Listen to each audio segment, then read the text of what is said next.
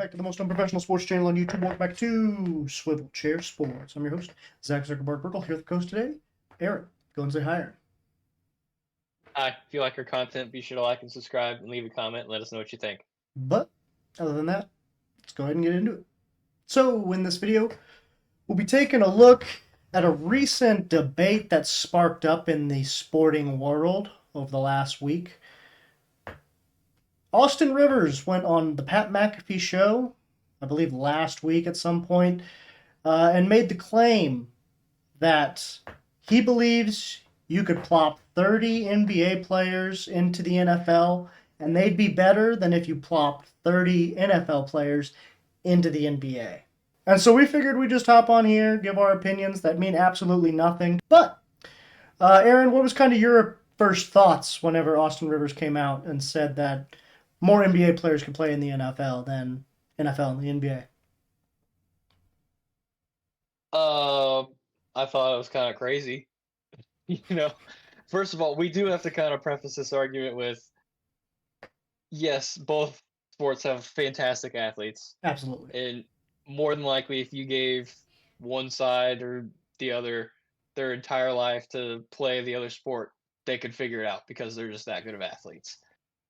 With that being said, this argument is about you just take them and swap them. Just plop them in. As they are right now. No year of training or whatever. You just flip-flop right now. And I think NFL has the clear edge. The only real edge I see that the NBA players have is height. Average height is like 6'7", which is just wild. People don't realize how tall that actually is. Yeah, it's insane. And the tallest players in the NFL are like 6'5", 6'6". Yeah, and they're lucky to be 6'7". Pretty rare. Yeah. So, obviously, it'd be more guard, small forward at best, for most NFL players. Not saying that they could go in and be all-stars or even starters, but they could go in and, give you some solid defensive minutes, maybe hit a corner three or two. But I don't really see many NBA players doing the immediate swap and having very much success. Yeah, I will say at the very least, you could plop any NFL player in the NBA, and they could probably, at the very least, catch an alley-oop and play some defense. They may hack a lot on the defensive side, but you ain't scoring on them, that's for sure. And as far as the NBA goes, I would imagine most are going to have to be receivers because their bodies aren't exactly built to take the punishment that happens in the trenches. So probably not a lot of running backs coming out of the NBA. Definitely no linemen coming out of the NBA. Probably a lot of deep. Well, Go ahead. You get some of those old school power forward and centers. They could probably be hell on the D end. Dude, you give them. Well, that's the thing. Do they have enough time to eat themselves into shape?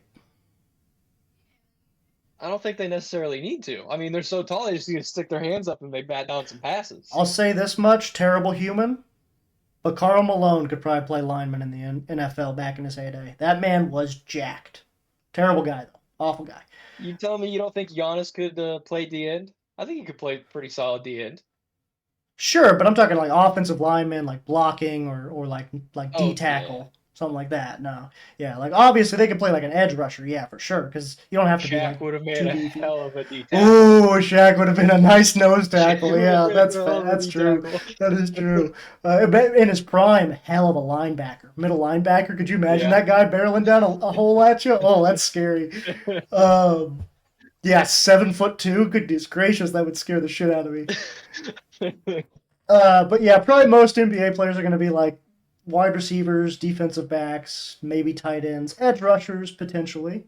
Whereas I think you could probably plop the biggest NFL guys, probably put them at center. They might get bullied a little bit in the paint, but they're pretty strong guys themselves, so they might bully you right back. But definitely like worrying about those 6 fouls. Yeah, for sure. For sure. Like I've seen some football players play basketball, and it's not pretty by any means, but it gets the job done. It gets the job done. And I think that kind of lends us into the or pushes us into the argument about which of the two has the better athletes. You brought it up earlier. Obviously, both sports have great athletes. We know that. But which sport has the best athletes? Because that's what we're here to argue about and fight about and cry about. Um, what's kind of your thoughts on what sport has the best athletes? I'm curious of your opinion first, because we're talking In not just NBA, not just NFL. You can throw other sports out there: soccer, hockey, baseball, whatever you want. I'm curious. in general, I think the NFL has the best athletes in the world. Not necessarily the most skilled. I think basketball players could argue they're probably more skilled than NFL players, but in terms of raw like power and explosiveness and athleticism, I think it's the NFL, and I don't think it's even close. That's fair. I mean, it kind of displays itself at the combine every single year. I feel like that's why we're so interested in the NFL combine, is because we get to see these freak athletes do what God intended them to do. Apparently, run really fast, jump really high, and push stuff really really hard and fast. I guess. Um, yeah, I mean, as far as skill goes, definitely you could make the argument for basketball. In my opinion, baseball's the you have to be the most skilled to play baseball probably out of any of them. If you've ever tried to hit a baseball coming at you, even 80 miles per hour, that shit's hard. Let alone 99 like they have to do in the big leagues. Like that shit must be damn near impossible. I could not imagine. That's why I was a pitcher in college. Um, but some other sports too you have to be pretty skilled at. Obviously, hockey, for instance, you have to know how to skate. I don't know how to skate. I would suck at hockey. I'd probably cut my leg open just trying to, get on the rink for the first time. You got soccer, not the most glamorous sport, at least in the states. Obviously, the most popular across the world, but doesn't exactly get the love and attention in the United States outside of the World Cup because USA, USA. But you got to be pretty and you have got to have great endurance to play soccer. Running around the field for 90 minutes or however long it is. Um, stuff That's like another like sneaky, like really skilled sport. yeah, yeah. Because I mean, you also have to have great hand-eye coordinate or foot-eye coordination, I guess. Hmm. You got to be. It's hard to kick a soccer ball hard and in the area you want to kick it into because that shit goes anywhere, man. Like it's for whatever reason you think it's gonna be easy. You're not supposed to toe punch it apparently, which is why I was so bad at soccer. That's why I was a goalie. I also couldn't keep my hands off the Those ball. But yeah, what do you think takes the most skill to play? I guess since we're talking about that now. baseball. I think I'm on board with you on that. Um, baseball is, I mean, hitting a baseball is one of the hardest things you can do in sports. Yeah. I mean, the reaction and decision making you have to have is just absolutely crazy, and I don't know how they do it. There was I think a documentary called Fastball or something like that came out a while back. Said that basically you've got the average fastball in the MLB. You've got like an average of I think 10 milliseconds to react to it or something like that. Um, and it takes like 100 milliseconds to blink or something like that. I'm totally off on the math. I know that for a fact, but long story short, you have to have really good reaction time to hit a baseball at the MLB level. Um, and just to hit it at the high school level can be difficult for probably the majority of Americans, I would say. Because anytime that ball's coming in at 80 miles or harder, I don't care what you say, unless you actually practice on it regularly, you're going to have a hard time making contact.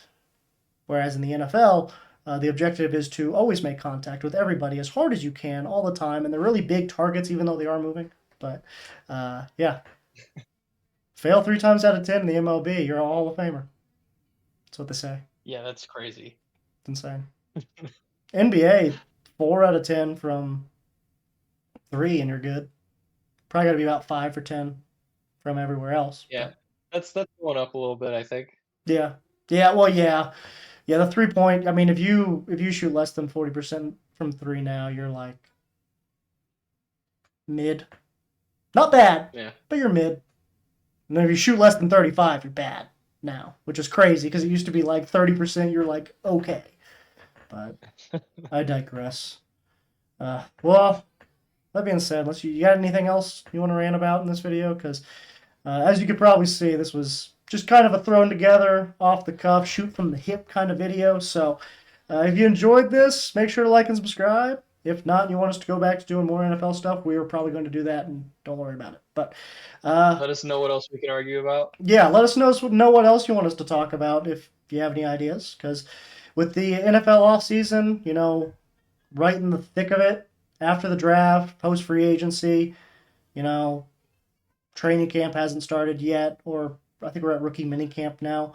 Not a whole lot to talk about, not a whole lot of breaking news, so we're kind of scrambling for stuff to talk about right now. So if you have any ideas, let us know down below. Other than that, I've been your host, Zach Merkel, here with the coach today, Aaron.